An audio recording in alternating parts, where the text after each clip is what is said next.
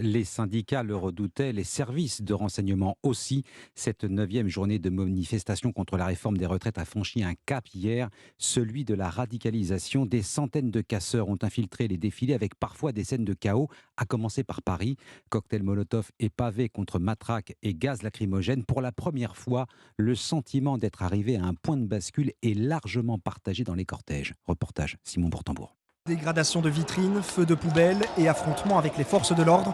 À l'affût de la prochaine charge des CRS, casque sur la tête et masque sur les yeux, Morgane reconnaît un durcissement de la mobilisation. J'ai fait toutes les manifestations depuis janvier. Effectivement, les ambiances changent complètement. Cette violence-là des manifestants, elle est compréhensible. Pour tous, dans le cortège, cette violence est le résultat de la prise de parole mercredi du président de la République. Je n'ai absolument pas été convaincu par les mots d'Emmanuel Macron. Laurent justifie la tension par l'exaspération. En première ligne face aux forces de l'ordre, il se félicite du regain du mouvement. Les manifestations qui sont aujourd'hui, peu importe les débordements et peu importe les feux, sont légitimes et sont la conséquence de la violence du gouvernement qui n'écoute pas le peuple. Une violence qui se caractérise par des slogans anti-police, mais aussi des jets de pavés en direction des forces de l'ordre.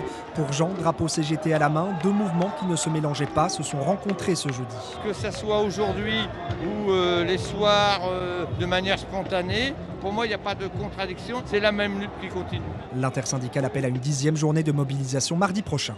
Un reportage dans les rues de Paris, Simon Bourtambour. Alors la capitale hier n'a pas eu le monopole de la violence, loin de là, elle s'est répandue dans de nombreuses villes de province.